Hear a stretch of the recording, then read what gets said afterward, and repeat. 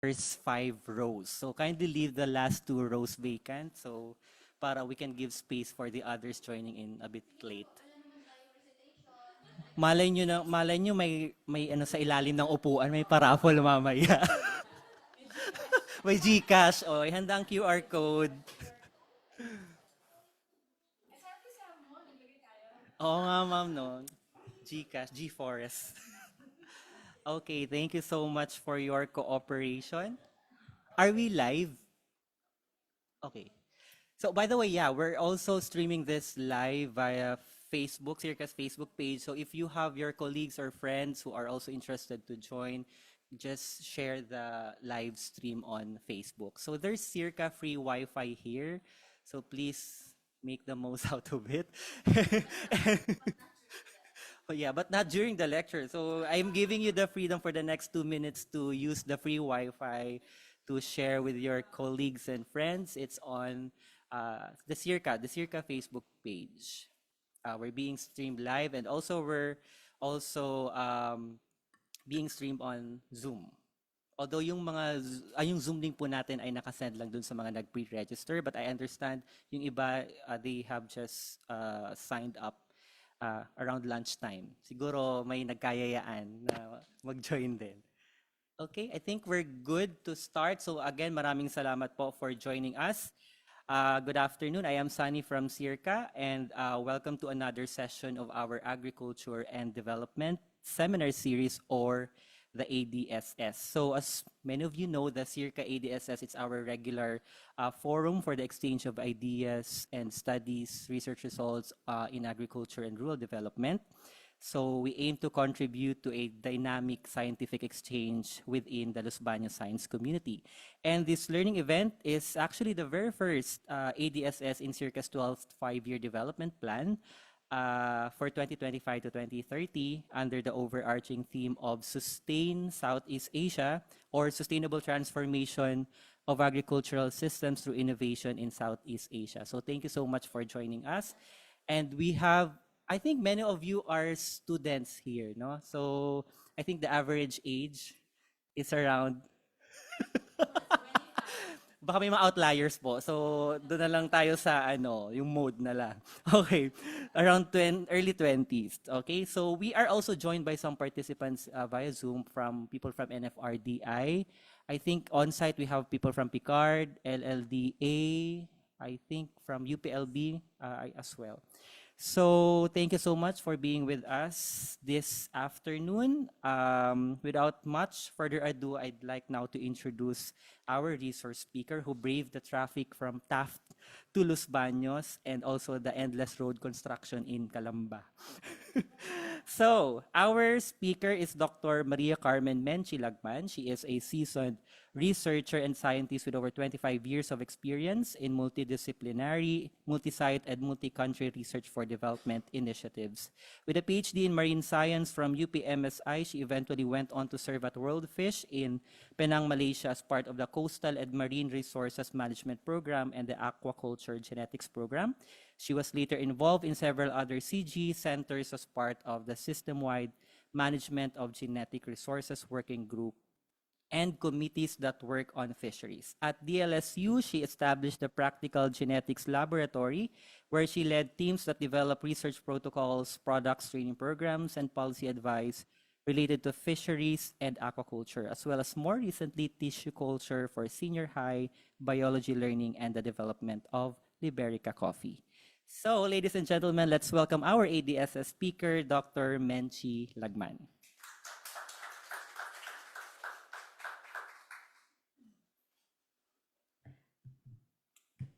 Good afternoon, everyone. How many of you are economics majors, as I've met earlier? Oh, wow. Biology majors, engineering, fisheries, ecology, aquaculture. All right. The reason I'm asking is I had a friend of mine. I was a recent Humphrey Fellow to MIT. And one friend of mine from high school, I brought him to my class in the LSU.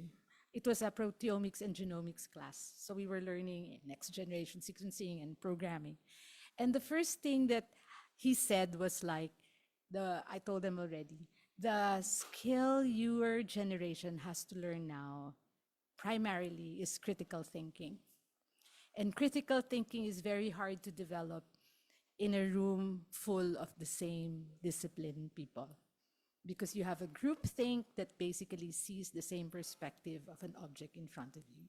You need to be consistently challenged with what you believe, consistently exposed to other people's perspectives. And that is how critical thinking is developed. And I told him, yes, we do need critical thinking in this country, just considering everything that's happening around us. And therefore, today, that's my introduction. I will brave the critical thinking system and the challenge by talking about from margins to mainstream, rethinking coastal poverty in the age of the blue economy. Sir, I actually wrote this, so I can give this to you after.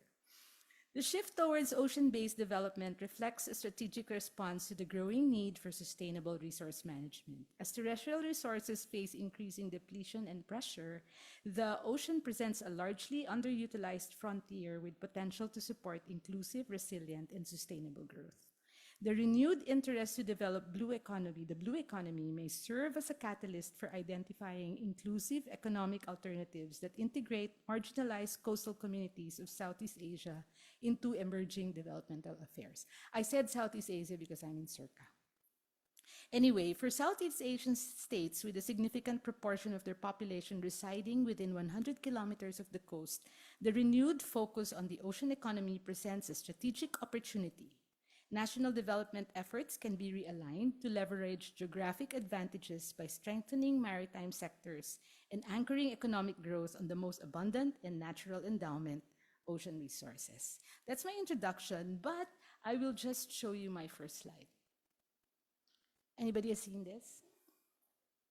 This is the PSA graph that shows where we are in terms of our Philippine Ocean Economy account. When we say ocean economy, we're talking about the revenues and the money. We're not talking about the benefits of ecological and all that stuff. That is the difference between maritime economy, marine economy, ocean economy, and the blue economy. The blue economy is more holistic in its perspective. So let's try to just break this down. Ocean economy grew by 9.9%. What's our national growth rate? Economists, you guys? 5, 6. So this is almost double of our national growth rate. But look at how our share of the ocean economy to gross domestic product is. And that's about 3.6, 3.9, and 3.6. Just remember those numbers. Okay, so moving forward, if we look at the share of major industries to total ocean economy, I expected economists, ma'am. That's why I have this graph. So we're talking about AFF, that's the fisheries, aquaculture. Industry, that's things like boat, building, shipping, ports. And then services. This is, what do you call this, tourism. And you might want to add there maritime, the maritime industries, the seamen we actually send off. Okay, so we could see here that everything is going down except industry. Fisheries is going down, and that's half of all of it. So if let's say we're going to have no more fisheries, I don't want to do that, okay? I'm just saying, if fisheries continues to decline, what are we going to do with manpower? If industry is declining, this is, doing this research, I realized the Philippines is number 5 or 6 in boat building. Did you know that? And we can have 7 bays of boat building that can actually put in the big boats that you see around here. They're in Subic, they're in Cebu, and they're owned by Korean companies. So I was going like, wow, I never knew that. We had that much. The other thing I'd want to talk about is the services and maritime industry. We used to have a very big share of this, the senior engineers and captains of our maritime shipping lanes. Now the deployments, apparently this is from Mr. Bustamante when he talked to me one time. our deployments are about the same, but the revenues are much lower because we are sending off deckhands, we're sending off boiler people, and we're sending off what do you call this, waiters in the tourists in the cruises. It's going like, why? Who's going? Vietnamese, Malaysians, and even Bangladeshis and Indians are looking at our jobs. So I was going like, oh, alam mo yung feeling na ganyan. And that's where we are right now. So the numbers are there. But let's talk about what are the options of a 5-year-old kid today? And what are your options when you get out of the university today in terms of the maritime economy? Okay. The other thing I want to talk about here is the share of top industries in ocean-based employment. Fishers yan. Fishers and aquaculture people. And then there's 2.42 million persons employed in ocean-based industries with a share of 5% of the total employment of 2023, higher than the 44.3% since 2024. So you're talking about a declining resources revenue with a rising number of those employed. So what would that mean? Lower wages, lower income for these people. So we are a bit, it's a sad news, but it's good news because we can do something about it. So we, as I wanted to mention before, the ocean economy, the difference with the blue economy is because we are actually considering beyond fish and ships, our ocean provides all these other services. And these services are not just services, they're also sources of potential employment. They're also sources of potential revenue and industries that can be developed before that. So I was going to say, where am I going to go? There is a need for economic alternatives for Southeast Asia with a significant portion of its population residing within 100 kilometers. We now need the national development efforts to be realigned. There is a need for economic alternatives for the disadvantaged coastal communities, though the GDPs in countries like Malaysia, Thailand, Vietnam, Indonesia, and the Philippines have been constantly rising, and 45 to 75% of the populations live in coasts. And there's 270 million people in the coastal areas that are identified as poor. Small-scale fishers, subsistence aquaculture workers, and members of the informal labor force are part of that coastal community. So look at the GDP of the different countries and the percentage that will come from a maritime and ocean economy. How do we compare? They're all double digits, and they're all growing. We're single digit, low end, and we're not even growing. But we're an archipelagic country. Our roots are in the archipelagic and the water systems. We are not taking advantage of the resources. What's sad here is that apart from Brunei and Singapore, where poverty is negligible in Southeast Asia, coastal communities in Myanmar, the Philippines, Indonesia, Vietnam, Thailand, and Malaysia have an overrepresentation of the nation's poor living in the coasts. The Philippine Statistics Authority, for example, reports 30 to 34% poverty incidence in coastal areas of our country, and the national average is 15, right? So the same disparity in poverty in this is true for Indonesia, where 17.7 million coastal residents were categorized as poor compared to 8.4 million in non-coastal areas. In Vietnam, poverty rates in the coastal areas are above national averages, particularly among ethnic minorities and small-scale fishers. So communities in these areas are classified as multidimensionally poor. I know you understand this better than me, but that would mean low income, poor health, limited education, and no insurance safety nets or even options. Their livelihoods are seasonal, vulnerable to climate shocks, and poorly integrated into national and regional value chains. This results in low, unstable income and little chance of savings and reinvestment. The poverty is more than having income of less than $3, which is what we usually call it. It's a structural and multi-generational poverty, persistent, systemic, and rooted in deep-scaled socioeconomic and institutional inequalities rather than temporary income loss or individual circumstances. So why is poverty so common in communities despite proximity to oceans and resources? So poverty is concentrated in the coastal areas due to convergence of economic marginalization, environmental vulnerability, and policy neglect. Although coastal zones are rich in natural resources, the benefits of these areas are unevenly distributed.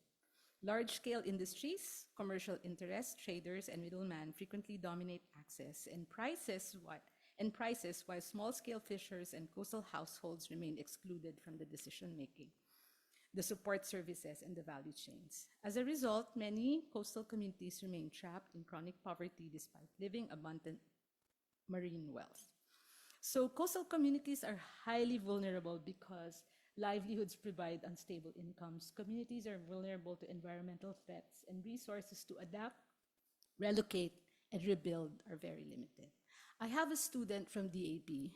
I've been asked to supervise them. She came to me and she said, I want to make the ayuda for the affected communities come faster because it's not coming fast enough.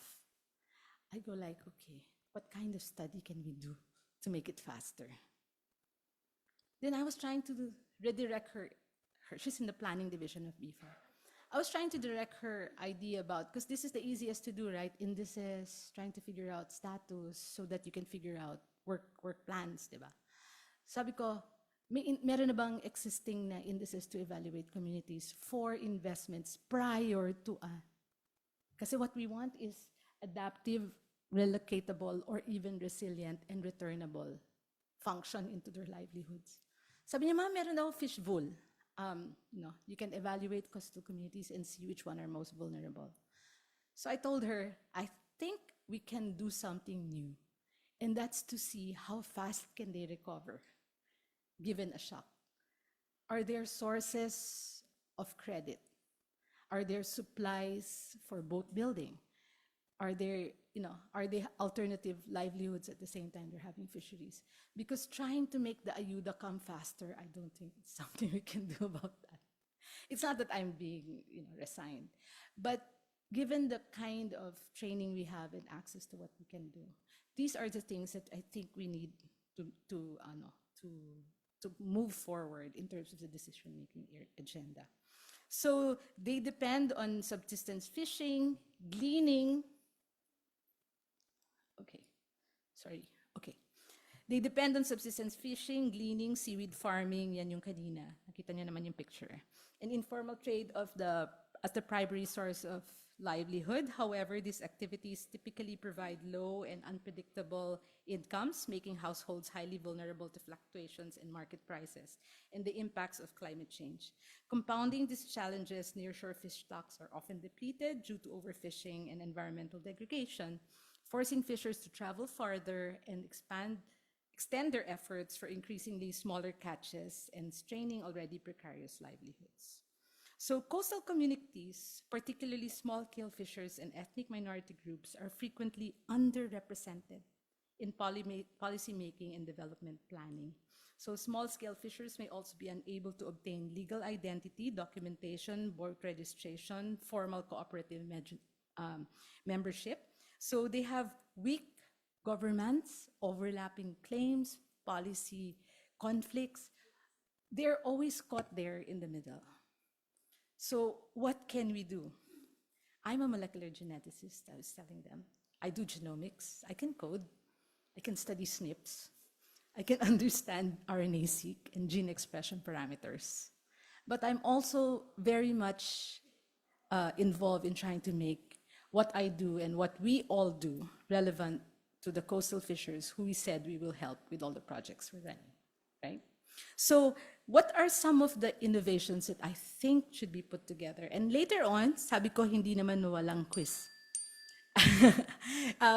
When my first PhD student became permanent in Salle, and she's now full-time faculty and she's running her own lab. Our definitions of expertise are overlapping.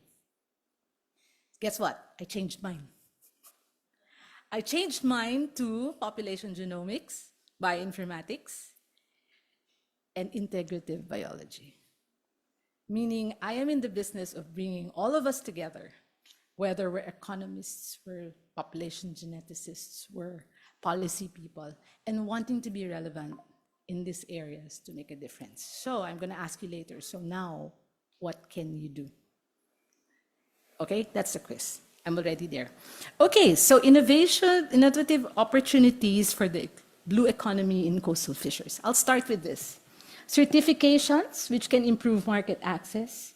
Upgrading can elevate product quality. Focus on quality can increase local processing capacity. And increased local capacity attracts investment and market access. So if you can imagine it as a cycle of how things can happen, and I'm going to show you. The challenge there is, pwede pa naman mag-back. How do we start? And when we start, how do we sustain? I've always said, and I was part of the Leadership Innovation Fellowship of Batch 3, and I was in AIM, and they asked me, what is your aim in life, and why are you doing this?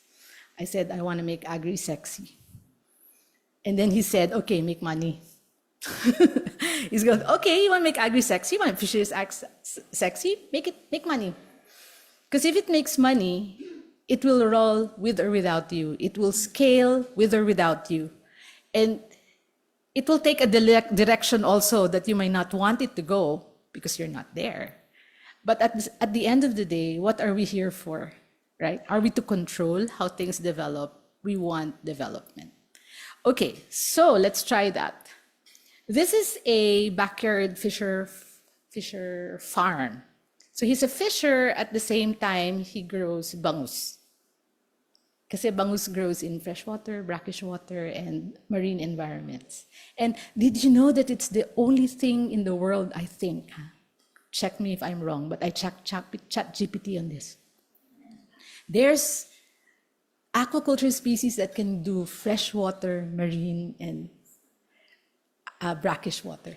And so I have a project right now to look at the metagenomics of the gut microbiome in each of these environments, trying to figure out what is core and what is peripheral, but more importantly, what are some of the microorganisms that are already used in single-cell protein production that we can actually pull out from the bangus gut and then make alternative protein based on indices-stride streams. There are so many published papers on this already. So it's a matter of just picking out all, curling out all those papers, get the list, figure it out from your microbiome and try to pull it out. Simple, no? Pero it's not that easy. But that's the idea I was thinking at that time. So he has a fish bangus farm within the same area that he actually goes out to get fish. And that's pretty interesting, right? Look at the quality of his bangus and look at the, how good it looks. So he has alternatives and he's created other ways of doing stuff aside from just going out to fish and be at the mercy of the environment. And that's technology. That's not common. It makes you work a little bit harder, but you have the resources and pens like that are not that difficult to put together. Ang problema kung alam nyo kung ano, similia, the baby bangus. It's very hard to have a constant supply of that. So you have local government initiatives, we have support. This is Bangus Day and Bangus, Bangus Festival in Pangasinan. And I believe you me, masarap talaga yung bangus na yan. We developed a DIY tissue culture kit for coffee. And one of the groups that we trained and came around was the whole of the DepEd Pangasinan. And guess what? Umulan ng bangus sa lab namin. Ang sarap, matamis. Yung bunuan, no? Fresh. So it's really true. There is a story, but here is where the crux hits the ground. So the guy is already doing bangus aside from fishing in small quantities. But there are other things that you can do in terms of the value chain. Sardines. This one is in Spanish, sardines. Meron siyang corn oil at meron siyang olive oil alternative. 'Di ba? Tapos, yung vacuum sealed na relleno na siya. Tapos, of course, the regular smoking, alam naman natin yan. And this is the high-end one, Fisher Farm. I saw their plant. They have something in a box and they have something in a clamshell. Mas mahal yung box. Paano? Maraming certifications involved yung box, and that is exported. Yung nasa clamshell, pang-local. So there are, diversification of markets. Looking into the value chain, this is Rina Rosales' work in Tawi-Tawi. She was looking at the value chain for swimming crabs. And you can see where the complicated second buyer, middlemen, all come around and takes the cut from the person, and where it goes in terms of the quality, from hotel to wet market to sidewalk vendor, diba? And exporter. By the way, just because it's exported, it doesn't mean it's more expensive. And that it doesn't mean when you say world market prices, they may actually be lower than what you can get from direct selling. So let's not be fooled by labels. Okay, so that's how complicated it is. Here are examples of Philippine certifications that can increase the product price. We have International Standard for Sustainability for Handline Tuna, and Marine Stewardship Council, MSC. That's the Marine Stewardship Council logo on the top. What happens is your product gets that seal, and when it is marketed, it can be sold for a higher price. And therefore, it can be bought for a higher price because some people, particularly in the Western countries, value sustainability, eco-friendly. At the same time, did you know we were banned for a while from exporting fish to EU because of our unsustainable fishing practices? So maraming ganyan. And here's an example in Vietnam for a cockle fishery, MSC din to. And apparently this cockle has a story, and the story was taken on and it became a a marketing strategy, I would imagine. And then it was certified as sustainable, which then upped the price. So there are other certifications around the area. There's something called aquaculture, best aquaculture practices. So BAP.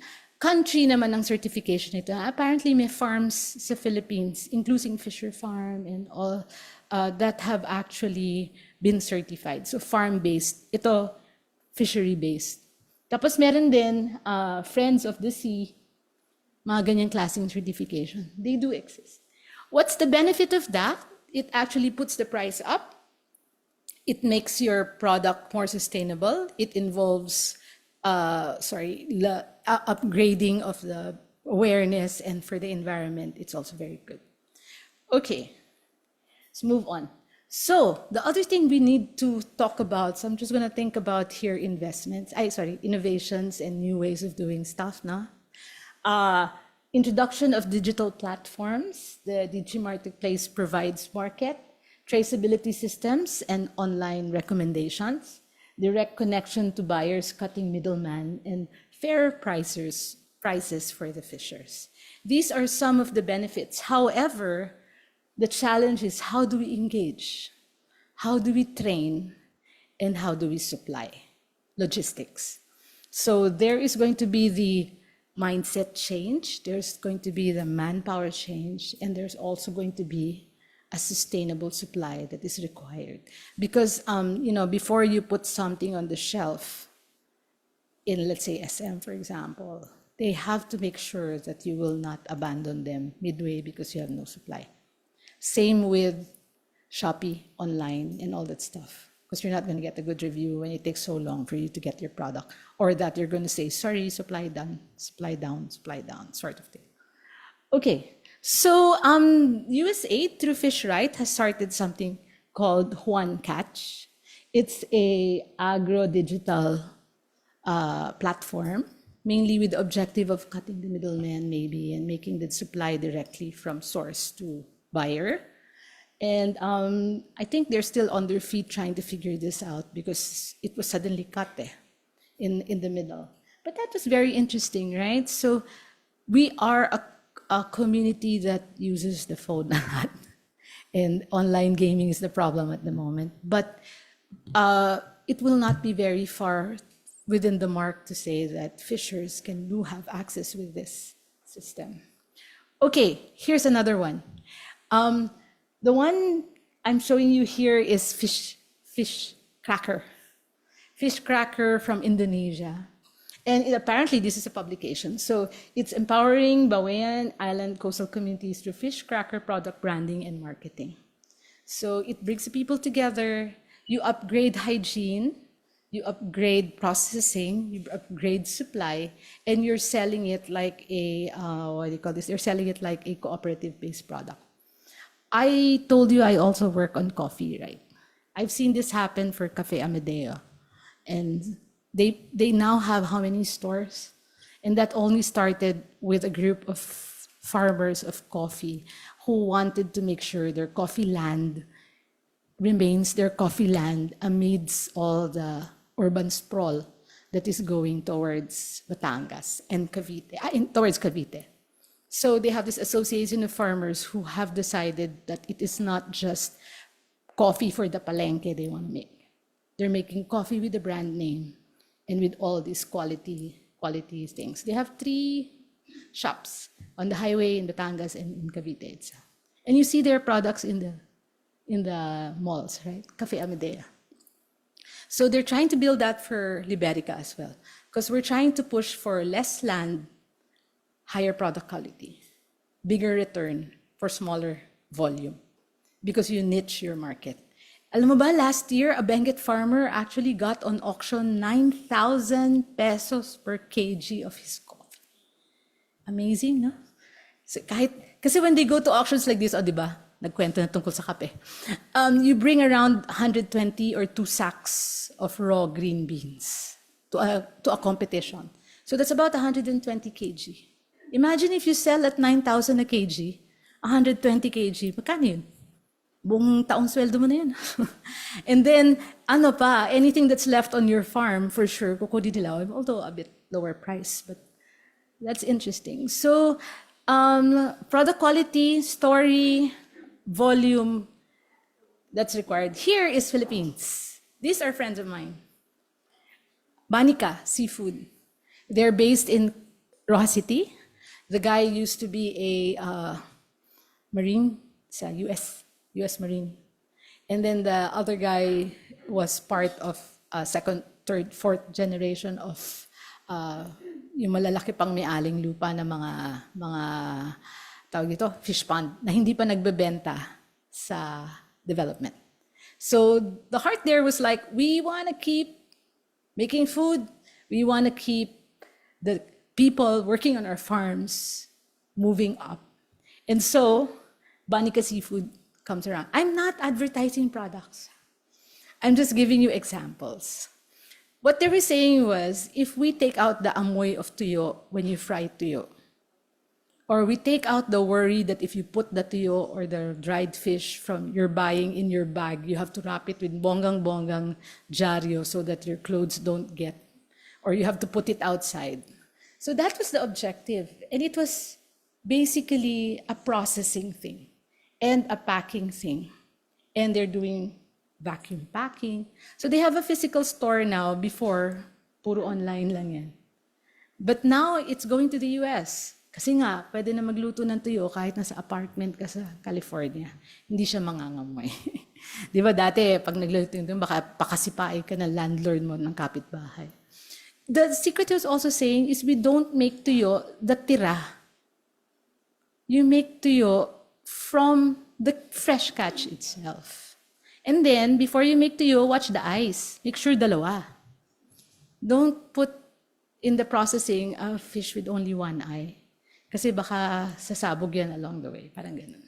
So, sabi ko, nga pala, no? So, the value of the product is really in the processing. So we supply dried fish to wet markets and dry markets, and that's pretty good, diba? And now they're doing global as well. So, yep. Here's number 3. This is where I am. I'm part of funded Picard projects, aquaculture innovations. How do we push what we do until we cannot push it any further? How can we leave projects we do in such a way that it will scale with or without us and make sure that it is sustainable, even if we're not, at least it has a chance to become sustainable. So we have to diversify our species. After all the aquaculture we've done, we're only done with 5. Tilapia, bangus, shrimp, mud crab, seaweed. That's all the organisms we do in bulk. And that's all that we actually do. Everything else, like, the sea cucumber or sea urchin, they're not sustainable, they're not, wala, hindi don't make a mark. So we're always in that 5. And how long have we been an aquaculture country? Bangus and tilapia are number 1 for sure. But what we eat right now is like already 50-50. I grew up not knowing what tilapia was. I didn't know. Because my mom feels that it tastes like lupa. And my dad was from Ilocos and a maritime environment, so anything fresh was dirty. That was my generation. But now, fish fillet is tilapia. Na, di ba? Parang we have that all the time. Okay, diversify species, diversify products. Alam mo, yung son ko loves to eat the seaweed na ano to? Na Japanese, na malutong. Yung Japanese paper na yun, na nori, na isang pakete sa SNRF 490. But at least it's healthier than chips and whatever. He doesn't buy Pringles or what. Pero sabi ko, my galing, di ba natin pwedeng gawin yan? We are a seaweed country. Can we diversify the products that we're doing with seaweed? And I don't know, I see every kid in the elementary school that is beside my school bringing those seaweed. Hindi ako galit ah. They're seeing it as an alternative to chips and that it's healthy for the kids. But why are we not making that product? Oishi, wake up. Dami mo ng products na ginawa. I remember when bread pan was a hit in the 2009 or 2010, di ba? Oh, and then C2 and Vita C and all that stuff. So parang please make the seaweed paper so I don't pay 490 a big pack almost every month. So magkano yun a week para lang sa seaweed ng mga kids na yan. Anyway, so diversity markets. Ang usual kasi natin is the mass market eh. And we leave the traders to do the high end. And we don't kind of worry about, parang sa kape, strip harvest. We strip harvest, hindi harvest red. We strip harvest everything para mabilis na lang, ganyan. We might want to think about that and also teach our fishers to be able to go in that direction. Biotechnologies-based fermentation products, here is where I'm going. Alternative protein, because the biggest cost of any aquaculture is feeds. 60%, easy. So there are so many possible carbon stocks, and that's what I'm dreaming. I'm going to come up with an elixir, then you put it there, and then and there's going to be a recipe, and then you can make the feeds for the babies. Or that's what I wanted initially, but then I was also trained to think. AIM told me this. Where will you get a bigger impact? B2C or B2B? B2C is me to the retail, the farmer, the fisher. That's how we're trained to think in our university. Our benefits are to the... But have we even thought of the idea that we B2B? Because the businesses have the side streams. If you go to Vitasoy and you're working on their okara, who has the most okara in the world? those that are producing the Vitasoy. If I go to the farmer, it will not get into the scale of actually working with the business. So it kind of getting into these things made my brain, as I was telling you, critical thinking, be exposed to people who are not like you, who have bring in new ideas. And I got like, oh yeah, so from the start of the project, we were knocking in those industries that actually made the side stream to ask the question, kalat po ba talaga ito? Because we might be just assuming it's kalat, tapos hindi naman pala kalat. Diba? And we're spending all our time and our effort to try and build something from something that isn't necessarily, that has already a value chain. So, mga ganyan ba? Let's try to challenge what we think and try to not assume but verify when we actually design what we're trying to make as an intervention. And of course, we need, for all of these are all new. For coastal communities, this is like, ano yan? And to think that the average fisher is about 50. So if we try to put in these innovations, I think we might attract a generation that thinks differently. Okay, land-based aquaculture, here's another thing. I went to, there's in Canlubang, malapit dito, LEC, Primates is the name of the company. They can produce in the area 1/4, less than 1 hectare yung lupa.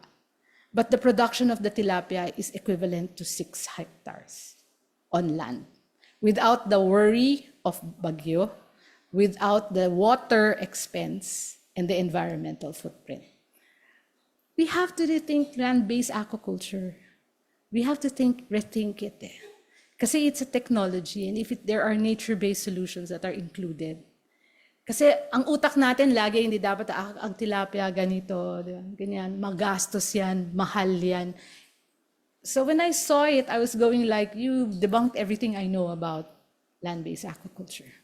Dapat pang ano lang yan, pang high-end, kasi dapat expensive kasi. Okay, so inertia, the policy environment, and the investment. So I think if we are able to show that, kasi sabi ko ang land-based aquaculture, hindi dapat pampalengke yan eh. Pang Australia dapat yan eh. Even if it's cheaper, they're selling to the palengke. And you don't know that it's land-based aquaculture that you're eating because they can sell at the same price. And they can produce in less land. So I was telling them, make it red, send it to another market. You might actually earn bigger.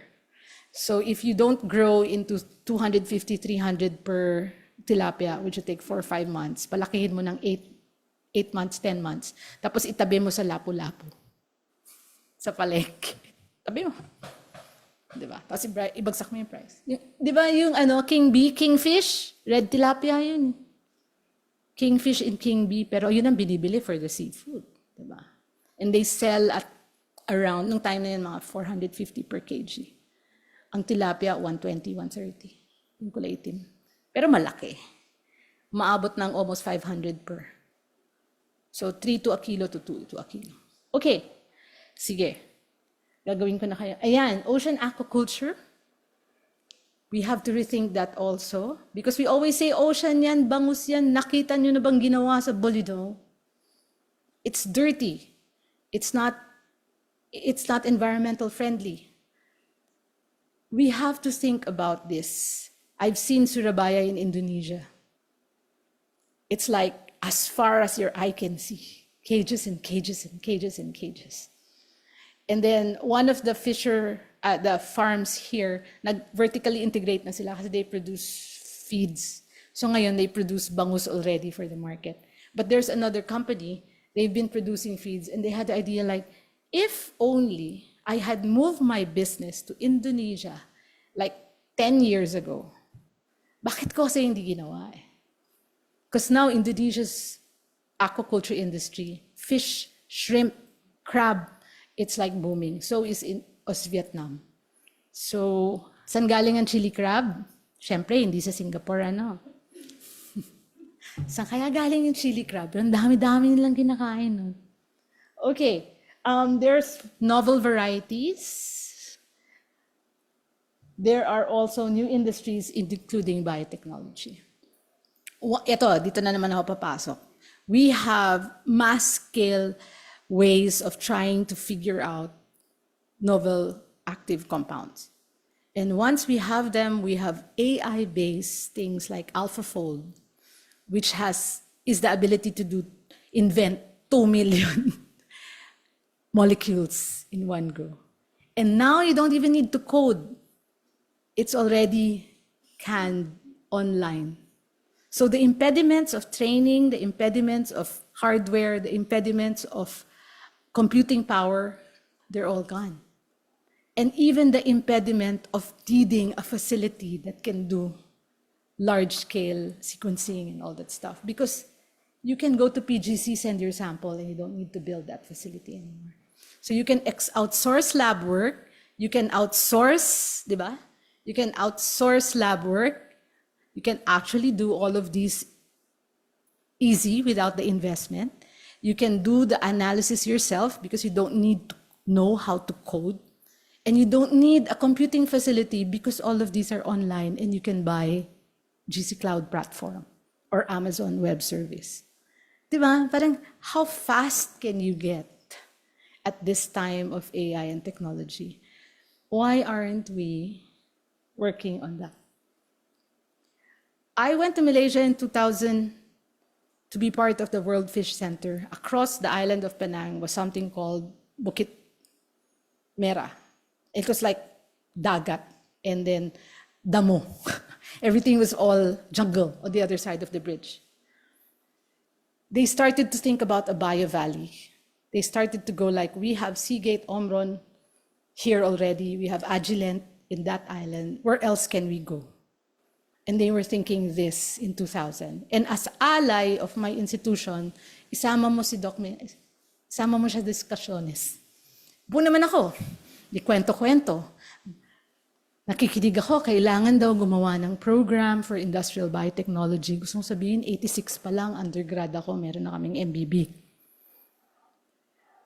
So they're just starting at 2000 to develop an aquaculture industrial biotechnology program in the University of Science, Malaysia.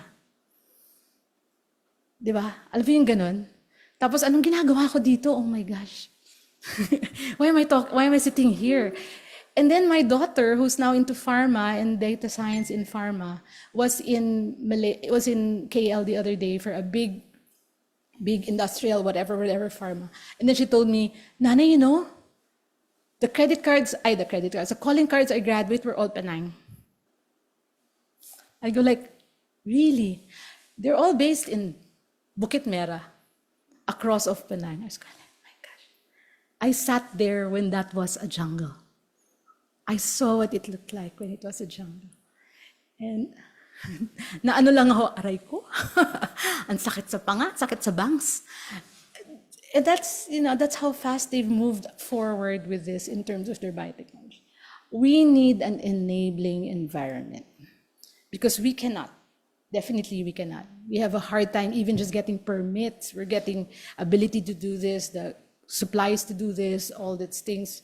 Now we have a PGC, we have the facilities to do this, but sabi ko nga lang, aray ko, napakasakit. The other thing na masakit sa akin is in 2019, they asked me, apparently in Sarawak, in Malaysia, they just searched Liberica Expert Philippines. Lumabas daw yung pangalan ko. Sabi ko, huh? Me? Because I worked with Liberica in 2013, 14, So they invited me to go there and to talk about what I do and what was DIY tissue culture for Liberica, kasi Liberica is very few. 2018 yun, 19, before the pandemic. 2024, I was on sabbatical. Text sa akin, Doc Menchi, you wanna see? Wanna see what? You know, the Liberica farms we now have. I go like, okay. Sabi ko sa anak ko, sama ka. Kasi akit tayong bundok, baka mahulog si nanay, walang magdadampot. Kakahiya dun sa mga kasama. So akit kami. Grabe, you could just see, the farmer will earn, I don't know, 20,000, 30,000 per month. And that's because of kwento. I'm not saying it's just me, no, it's everybody else. They recognize the Liberica value And they brought people together, and they brought the government together, the investment funding, and now the farmer is benefiting from that Liberica initiative. Parang, ouch, ouch. Okay, community income for environmental services. This is new. You in economics, research this, guys. Move forward with this. What does it mean? You have ecosystem restoration creates protection against storms and erosion, right? Insurance products and carbon markets create new funding models. This is a new funding model. And carbon credits will be something of value in the future. Right now pa lang, the incentives to go electric, diba, is kind of high and people are doing that. But carbon credits, apparently, ang pagkaintindi ko dyan, this is my understanding, kill me if it's true. Each industry is given an allocation. Hanggang dito ka lang. Pag sumobra ka dyan, maghanap ka ngayon ng merong allocation na hindi niya ginamit, ibenta niya sa'yo. Or gumawa ka ng project na para ma-increase mo yung pwede mong ibsole dun sa allocation mo para gumanda yung environment carbon footprint. So pwedeng magtanim ka ng mga puno, mag-involve ka ng local communities. So this is like, oh wow, so that is mandatory and it's by law and you have to be able to put yourselves in the market for that. There is also voluntary carbon credits. And by doing that, that means nagbabangko ka na sa future deeds ng kumpanya mo as you try to build this. And I've met Center for Conservation Innovation, yung NAST awardee ng Sukat ng Kalikasan. They are into this, and they have been building this for the longest time in the terrestrial environment. Sabi ko, isipin nyo naman ang coastal. Sabi nyo, sige Doc Mench, pero kailangan namin aralin yun eh. So apparently there's manpower for this is very much in need as well. And that's where you economistas can come in. So the nice thing about this is communities retain control. Projects will reflect local realities, and they're replicating models of models for mutual climate and social impact at the same time. So pwede pala tong maging source ng funds for local communities as defined by them. So I went to ChatGPT to see examples. How do we create these complicated carbon market trading flows? You can take a picture. I tried to understand this a bit, and that's why I told you what I know today. How do we build this in our own system? What we need is, as I mentioned to you earlier, an policy environment. Saan yung challenge? Back. Back, sir. Back. Challenge, engage, train, and a sustainable supply of demand for this. Okay, so, yan ang sagot niya. There are existing programs, and there is Philippines at the bottom. National Blue Carbon Action Plan. The Roadback for Mangrove and Seagrass Carbon Projects, pilots and developing local government people, orgs, NGOs, and planning and policy change. But here, in the other countries, meron na silang sites and identification. So they are really in the business of building these things right now. And given how the environment really values the issue of flooding, of climate change effects, Ayala Foundation, they're very much into this, Ayala Corporation. The big companies, Shell, they're also been with this before pa. So talagang meron na pala nito noon pa. Ngayon lang natin na-discover kasi hinahanap natin for coastal communities eh. Naghahanap tayo ng options for coastal communities. Okay, challenge, manpower. It's really manpower. That's why I'm putting that there. What are the options of a 5-year-old kid when he or she grows up? What are your options in 5 years' time when you enter the job market? These are things that you might want to think about, and I'm presenting to you now a very empty space and a very unknown frontier, I would say, for our country, not really unknown. We're there in so many ways, but it's largely unappreciated. And with your brains, your training, your contacts, your skills, it doesn't matter if you're an engineer, you're a communications person, you're an economist, you're a biologist. Everybody has a stake and a possibility of getting into these innovations. I saw myself in 3, in 1 bullet point in 2 of these. Where do you see yourselves? Can you see yourself in any of those bullet points that I showed you among the 4 items that I actually listed? Value chain upgrading, introduction to digital platforms, innovation adaptation of aquaculture technologies, community income for ecosystem services. We have these areas for growth. We have to push this in the discussion of the Blue Economy Bill, which has passed through the Senate under Kiko Benitez and Loren Legarda. And President Marcos is actually in favor of it as well. We have this blue economy feeling. I tell you, when I found myself here is because I was looking at molecular markers that will tell me where the fish go across South China Sea.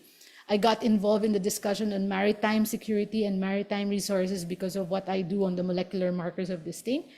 And now I'm starting to realize we're putting life and limb of people out there because this is ours, atin to, kailangan natin to, it's part of our economic development. What are we doing in the economic development side? How are we making ROI for the finger that was cut? Paano natin nababalikan yan sa atin, sa sarili natin? So, yun lang, naisip ko. And that can be something I will challenge you to talk about right now. I'm going to end right here, sir. I'm dead. Sorry, I took a little bit more time. 5 minutes. Okay.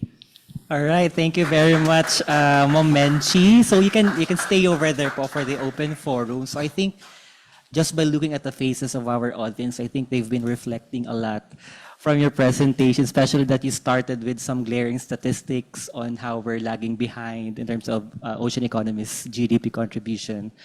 Okay, so I think we can, that's a good springboard for our discussion. I think teacher na teacher si Ma'am Menchi, gustong-gusto niya ng may discussions daw. So we're opening the floor for questions, and for someone who asks a question, mamimigay daw kami nitong kakaibang ball pen. It's a magic pen from SEARCA. So Magic siya, hindi siya susulat. So yun. So madedictate mo kung anong kulay ang gusto mong isusulat. Yeah. So we have here, of course, siyempre, igigit na natin ito. So anyone who would like to shoot the first question? We also have participants joining in via Zoom, I think, and also via Facebook. I think there are also 30 of them. Mas madami pa sila kaysa sa atin dito. So they also have their questions, but I'd like to give the first opportunity to ask questions from the audience. Anyone? Huwag na po kayo mahiya. Yes? Sige po. Sir, may question po kayo. Ma'am, sige po.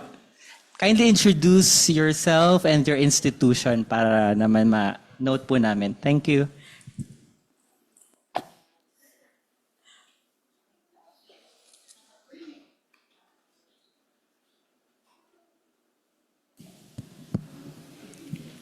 Thank you for your question. Okay. Thank you for your beautiful presentation. It's a perspective which I appreciate because I'm in the field of environmental science. Doon lang ako sa kabila. The 4 ideas were thought-provoking. The first one, value chain upgrading, is something na probably we have to fast track. Yung introduction to digital platforms, I was a little bit confused because couldn't this be something that the middleman might be adopting so that they're still in the mainstream? Innovation and adoption of aquaculture technologies you have presented upgrades. And this track is, you are right in telling us that it is not an easy feat. Anyone who would be joining you on board must be sufficiently challenged and must take in the must take in the vibe of, really, and the passion to help bring us there at that level. Community income for ecosystem services is probably the answer to the question of where I am going to be, at least for Where the do you time. find yourself doing something? There. Grassroots. Yun. Pero kasi, there is disparity in the what do you call this? In the work required for value chain, for intro, for innovation and community. How in the light of blue economy do you want this to happen? And have you presented the four in order of need, in order of urgency, as required? Ganun. So that's all. My name is Hildy. Para naman, kabatch ko yun. Kasama ko sa MSI. Actually, when you gave me this, it came in with the same request from India to actually give a talk on coastal communities. And so you were first, so this is the first time I'm presenting this, and that is a very good comment. My main objective when I first wrote this and thought about this was, please let's talk about the coastal community. Kasi what's happening when you see all the blue economy discussion, they're talking about out there. They're talking about mineral deposits, they're talking about wind and energy, they're talking about maritime, diba? And the coastal fisher community is hardly in the discussion, and so is fisheries, because fisheries is basically subsumed under agriculture. So if you're not under marine or fisheries, you're not in part of the blue economy. You're not part of the blue economy because your blue economy is blue and that's green. Diba? Parang ganon. So yeah, when I wrote and thought about this in those 4 points, the main objective was, let's please talk about the coastal fisher. Let's bring them into the discussion on all these blue economy efforts. If you look at the blue economy bill, which I've read 3-4 times already, pollution, yan yung mga issues. Pollution, land use, plastics.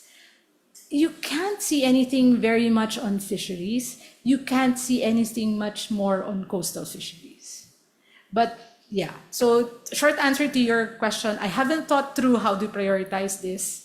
How do you make the effort through it? I wanted to start a discussion for people to create the critical mass, to start pushing on for discussions like this. Go to where you are right now, talk about this, bring it up into the discussion of the blue economy. Every time somebody talks about mining or tourism, diba? Or something like that, talk about that, the same thing. All right, thank you very much, Doc Menchi. Any other question? Yes, sir. Isa pang batchmate. Yes. Yeah, Gusto ko rin ng ballpen.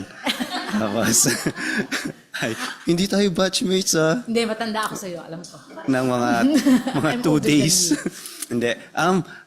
Nakakatuwa yung discussions. And I think this relates to what Hildy was asking. Pero na-pick up ko kanina, you mentioned enabling environments. And I want to go back to your earlier slides where you presented na we used to have some of the largest shipyards and now they have moved elsewhere. No, they're here. It's still here, but Hanjin has closed, right? It's in Subic.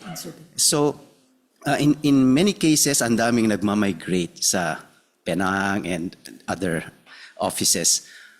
What do you think are the reasons for this? Kasi we Filipinos have the capacity, we have the manpower, we have the infrastructure, we have the need for this, and yet we let it go.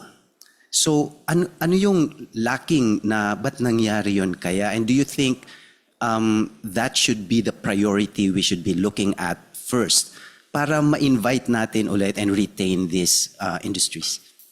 Thanks. Thank you for that question, sir. I actually asked that same question to Mr. Burtamante. And guess what he said? Cost of doing business is very high. The cost of doing business, the availability of low-cost raw materials. That's another thing. The third is timely supply. And the fourth would, I think, be manpower development. So what happens is these units, these places become learning grounds. They become training grounds. And then they're taken on by Japan, by Korea, by China, Australia, Norway, Sweden, because they have been trained in our training grounds. So what we are academies for this manpower. Why? Upward mobility. Because if you have industries that are not growing, you will not have upward mobility for your manpower. Secondly, pay discrepancies. Diba? So it's really cost of doing business. But when we start talking about cost of doing business, tabon na naman lahat ng issues natin. Diba? And I go like, we always forget that we're a maritime and we have more water than anybody else. But then the cost of, the Meralco bill, this all become charging stations. Ganun ang nagiging kwento lagi. So are there not enough marine concerned people? Are there not enough coastal concerned people that we cannot bring our issues to where it really matters? So ang idea ko nga kunin niyo lahat ng barangay captain. Munisipyo na nasa sound. Tapos gawa ka ng, gawa ka ng isang conference. All munisipyo people will join a conference. Yung hindi, bawal sumali Ito, mag-usap-usap tayo. So makita mo bigla gaano kadami sila. Diba? Makita mo bigla gaano kadami sila. Magugulat pati siguro kung sino man nakaupo sa taas. Ganyan pala kadami yung munisipyo na nasa coasts. Okay, I think all about building a critical mass that can put pressure to, people up there. Okay, thank you, sir, for the question. I'd like to read a question, one question from Zoom. I think somehow related to what you just said. Aquaculture, commercial fishing, and municipal fishing are three common fishery operations in the Philippines. How can municipal fishery operations fully part of the blue economy when LGU policies, both the economic and environmental, on MPAs, marine protected areas, are not always consistent with the needs and interests of the rural fisher folks who remain deprived, depressed, and underprivileged? Ang bigat ng tanong. I think what he's referring to is the new recent SC ruling, no? That commercial fishers can now enter into municipal waters, and that many people are actually contesting it. And in some areas where it really matters, they say that it's contest, so on a contest, bawal pa. But in some places that it doesn't matter or they have a difference in policy people, may contest pala, o pwede na. Alam mo yung ganun, meron na ngang tapos pati how can municipal fishers do this? So when I listed these things, I was thinking of small things people can do initially. But this will need investment. And it will need a change in mindset. Transformation talaga. Kasi if we always, I've seen many places. Fisher kasi is already 50 years old. Average. Mahirap na yan gumalaw. Kung gumigising ka ng certain day, ganang routine mo in a day, it's going to be hard. So it will then require an infusion of one investment that matters. Kasi ang nangyayari, project to project May pera, tatakbo. Pag wala ng pera, tapos na. Diba? Pag may pera, aandar. Pag wala ng pera, tapos na. Co-investment. Hindi pwedeng tumakbo ng ang pera galing lang sa isang source. Dapat co-investment. Tapos kailangan hanapin kung sino talaga yung participate, 'di ba? Kung sino talaga yung participate. Kung sino talaga ang participate. May English man. But the difficulty kasi is when what do you call this? When we start to create a mindset of let's just do something for the sake of projects, more than let's really make people make the most of this. Sometimes government is the worst enemy of development. Am I being heretical? No, kasi there is so much money that's going on. And we should value this as investments, not as dole-outs or grants. So I don't like the term grant. We use it as an investment. So kung pwede sana laging may co. And then move with the movers. And do pilot sites. And as the guy from AIM said, make money. When you make money and people see it, it's better than marketing and demonstration of something that actually makes a difference is something that can cascade faster than any other effort that you actually make for training, after training, wala namang nangyari after. Okay, thank you, Doc Menchi. Why don't we hear from one of the students? Baka Yes, sir. gigilitin na yung leg ko. Nakaslide. Yes. Good afternoon po. Siguro pagtuloy na lang din po sa usapan na nandun na po tayo sa point na yes, oo nga po, we actually have the resource kasi napapaliguran tayo ng tubig and labor-wise, I mean, isa tayo sa mga pinaka-populated countries. Pati market. Yes po.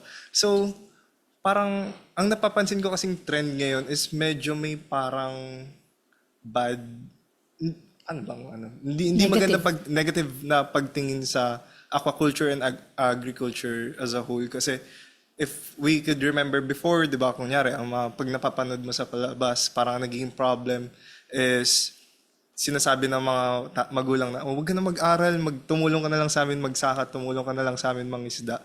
Well, we've come past that. And ngayon, ang napapansin ko na line is that parang, mag-aral kayo mabuti kasi kami ayaw na naming ma-experience nyo to na ayaw na namin kayo magsaka, ayaw na namin kayo mangisda kasi walang pera dito, ganun. So, siguro, paano po siguro natin ma-shift yung mindset ng mga Pilipino na yun nga, may negative connotation on agriculture or aquaculture na yun nga na hindi, kasi yun nga, yun yung main na problema na iniisip na magugutom sila pag pumasok sila sa industry na to. Kaya nagkakaroon ng migration towards other mas mapera na industry. So, ayun po yung question ko. Thank you po.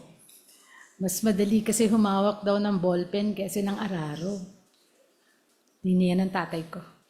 Dinala niya ako sa Ilocos, pinakita niya sa amin yung mga pinsan ko dun sa nakikisaka and all that. Sabi niya, pag ikaw di nag-aral, dalawa option mo. Dito ka o magbenta ka ng plastic sa palengke. Di niya alam, bumalik na ako dito. Answer to your question. What we need, kasi even those that are actually fishers already, and yung mga nasa Taal Lake, for example, they've made their houses and their businesses and they've raised their kids on farming of fish. They want out. Some of them. Diba? So it's the bottom line, food production, productivity and food production. So how do we change this? DepEd. Hello, DepEd. We have to infuse, kaya kami gumawa ng BTC Lab Kit. So that the kids will know that tissue culture exists. And tissue culture is something that actually is fun, it's interesting, and it's exciting. Plus, in the modules that we made, merong sheet doon, how to do research, what's IMRAD, how to do Google searches, how to write this and that. And at the back, there is the business model canvas. How to create a business out of a tissue culture. Introduce it early. I remember my husband has been involved in GTZ's developing entrepreneurs. Apparently, this is a kwento, when East Germany joined West Germany, they're the poor cousin. And the best way to develop the new Germany was to develop entrepreneurs out of the East Germans. And not get them college educations. That wasn't the solution. The solution was let's build micro-enterprises, build the entrepreneurial capability, make money. Diba? Pero triple bottom line tayo all the time.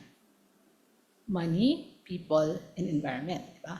So I was going like, yeah, how many of us in the academe, hello guys, actually think of being entrepreneurs?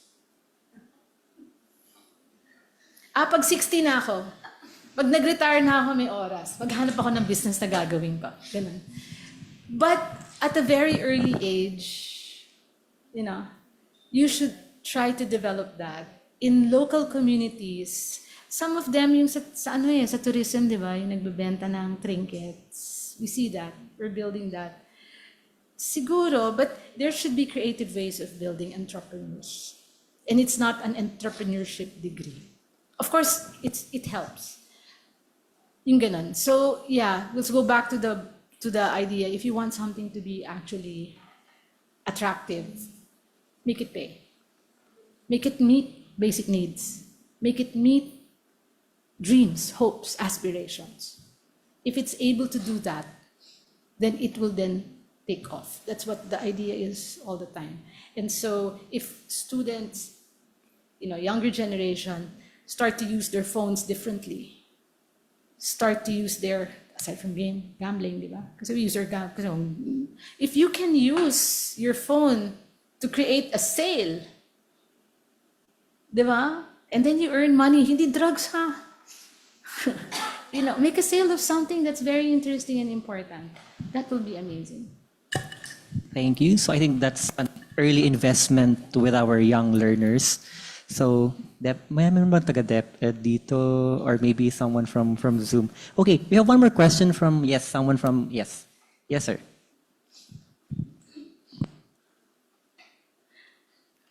Para naman may solution ako, hindi ko solution lahat. Hello, my name is Tristan from the Associate in Arts and Entrepreneurship at the College of Economics and Management. And I have a question which is also related to the previous question. How can behavior change in the coastal communities be encouraged so the local fisher folks can adopt the new aquaculture technologies? People usually prefer to stick with what is status quo. That's right, definitely. So what we need is to find people who are willing to take the risk and encourage them. What maybe will be something that you have to find will be a technology that resonates with the locals. Not something you thought of, you think that's very important. I have a story about that, you ask me about it later. I've made my own mistakes in my research journey. And looking back, I realized it's because I was dictating what I thought was important. And when you're at the end and you have the product and you're going there, and then you go like, why don't you want what I made? I almost died making it, that sort of thing. And that's when you realize it's because we haven't co-created this, received feedback, validated what they wanted. And in answer to your question, we have a menu. Get them to order. Explain, and then think of what you think they need or what they need, then discuss. So when we came up with this, yung sinasabi ko sa inyo yung elixir for, hopefully the dream is to come up with a inoculum that can actually transform side streams into alternative proteins, etc., etc. First thing I was thinking of, okay, we're gonna come up with alternative feeds. Then I go like, I'm Salle. UPV yun, hindi ako yun. Di ba? UPV's collective advantage is to make the feeds and test it and go. So I should have a competitive advantage that's different. And I can work with people who are doing this because that's their expertise. Yan. Pangalawa, this is what I want. So person to fisher, etc. So then I realized Region 3 actually is building a feed mill. So there is a program now for some of the regional offices to develop feed mills. And that would then mean the entry point will be the RD. So it should be the BFAR director who's actually in charge or building the project to create the feed mill. Diba? So go down and look at the ground, talk to people. Don't set everything in stone. Walk around, get feedback. And that's why doing things like this, I'm always excited because I see other people, aside from me, inside the room. And that, I think, will make things better in terms of their success rates, as you were saying. Alright, thank you very much, Doc Menchi. Meron pa bang hahabol? Okay, the final question from, kindly introduce yourself and your college. Hello, good afternoon. I'm Francine Gahoy po. I'm from College of Economics and Management, and my major is Development Economics. And gusto ko lang po i-point out yung mention nyo kanina in terms of maximizing our marine resources. Since you mentioned na we don't have the monetary and human resources for that. And yung question ko is, yung main debate kasi, not main debate, but a debate in development economics is that, do you want the government to handle it or do you want private firms to take over or do you want foreign investments? So my question, yung apat po na nandyan ngayon, what do you think is the most efficient and the most beneficial for our marine people or to alleviate yung poverty po? Thank you. I've been around circles of people in industry as well. In the recent 50 years ASEAN discussion in Australia, I just happened to be going down the elevator and I saw one of the big stalwarts of the industry riding there and he had a blue pin, yung Philippine pin. So ang una ko, yun, huwag kayo mahiya. Siyempre nakakaya. Pero, okay, mahiya. So, hi sir, I realized that you're here. I'm doing this. Tapos, maybe sabi niya, will you be free for lunch? I just want to tell you something. So, syempre, kikilig ka naman. Ano yon? One, there's always an hesitancy of industry to work with government. Or maybe to some extent, write them off. And that's very sad, right? Because both have the resources. So we have to make that better. We have to make that discussion better. So don't ask me as if they're separate units. It's just that they're not. There is always the hesitancy. Do you feel that? Have you heard that? It's like, it's not gonna work. Di ba? Pag sinabi naman ng isa, kukunin lang natin pera yan, ng aagaw lang yan. Ita-take advantage lang tayo yan. Oh, why do we have to pay? Meron namang pera yung mga yan. Ito naman isa. Pag doon naman kasi tayo mag-i-invest, hindi siya efficient. Makukorap lang yan. So maraming ganunang usapan. Let's find a topic and people who can work together. Who have that, and there are, I'm pretty sure there will be. 3D printing has shown that very clearly. Diba? All of those sort of things. There will be people that can work together. You just recognize that not everybody can. So it's a topic-based thing, and you have to talk to people. Whether government should invest, yes, definitely, because not many people have the resources. But I will backtrack and say some people do have the resources.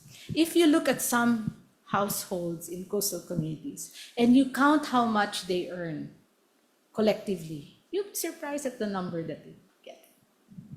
It's not as, economists, you will know that. It's not as bleak and stark as you think it is. There are, potential areas there. Tapos, credit lines. Credit lines, the ability to, kasi kung unbanked ka, wala kang social services, wala kang credit services, wala kang benefit ng ecosystem eh. Insurance policies. There are insurance policies that agri and fisheries can actually attain, and it's something that people just don't value. But now insurance is coming up. I know some of you already are starting that at a very young age, which kami nila Hildy, never yan sa utak namin kasi wala kami expendable income to even think of that. Di ba? Parang ganun. So whether industry, whether government, whether local communities should be doing this, I think you can bring people together enough to create something different as long as you see the will. So it's a matter of picking and choosing who your partners will be and what the question is and where you're going to work. And that would mean a lot of networking, a lot of understanding the problem on the ground. It will mean a lot of work rather than just running a project. Okay, so I think that ends our open forum. It has been a very rich discussion. Palakpakan natin si Doc Menchi. And thank you very much for all your questions. And we hope we continue the conversations even beyond the seminar. If you want to reach out to Doc Menchi, you can talk to her after this, or maybe just search Find me in search her LinkedIn. name. I'm there. LinkedIn. Okay, LinkedIn or ResearchGate if you're interested to learn more about And her Lasan, you'll find me there also. Find me publication. there. Yeah. It's surprising when you search your name that the amount of information on you, no? Yes, scary. Okay, so would also like to hear some feedback from you. Kindly share your learnings as well from the webinar. We have a feedback form. Kindly scan through the QR code. For those attending online, we have the evaluation form as well. Yeah, so feel free to share your thoughts as well. Any lingering questions that you have for Doc Menchi? Any contentious, Any contentious that will always be welcome. na yes. I hope you can also take that attitude, you know. Feedback is feedback, whether good or bad. Yeah, feedback is a gift. Yes. Yes. Okay. Seek it if you want to move ahead. Right. Avoid it if you just want to stay where you are. Okay, so we will also be sharing the presentation later on. So if you pre-registered, we can send it via email. It will be available as well on via SEARCA's Facebook. Website. And when this gets written and published, I'll give it to you. Yes. I just started it, so I started reading the parts Yeah. about mine. So I think that's I think the students can also get some ideas for their thesis topics. Ayan, nag-iisip na sila kung nasa junior year kayo or nasa second year pa lang. So lots of potentials and opportunities for further research in that area. Okay, so we'll now proceed to the formal giving of the Certificate of Appreciation for Doc Menchi. And for this part, I'd like to invite the head of SEARCA's Training for Development Unit, Dr. Nova Ramos, to give the token and the Certificate of Appreciation to Dr. Maria Carmen Ablan Lagman for sharing her expertise as a speaker during the SEARCA Agriculture and Development Seminar Series titled From Margins to Mainstream, Rethinking Coastal Poverty in the Age of the Blue Economy, held on the 20th of August here at SEARCA, Los Baños, Laguna, Philippines, signed by our Center Director, Dr. Mercedita A. Sombilia.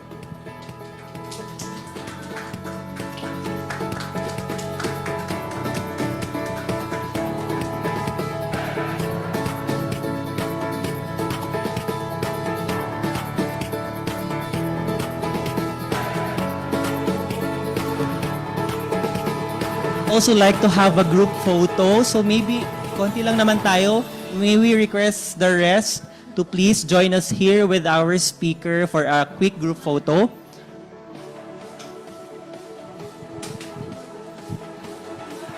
So, yes.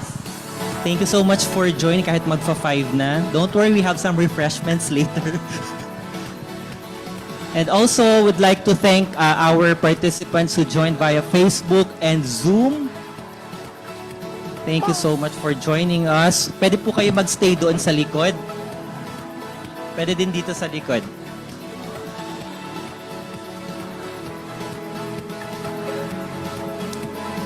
Pwede pa po dito sa likod para compress tayo dito. Ayan, okay.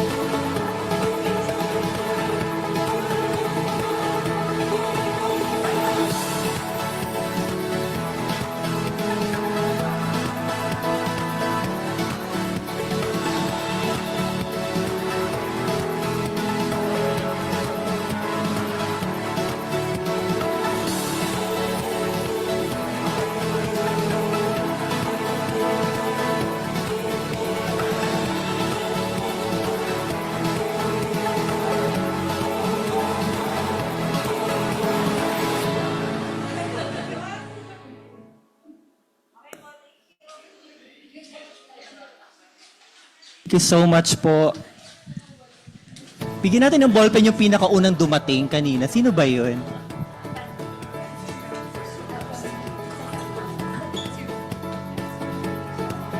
Thank you po. Some refreshments that you can bring with you. Thank you so much for joining See you again in our next ADSS in September.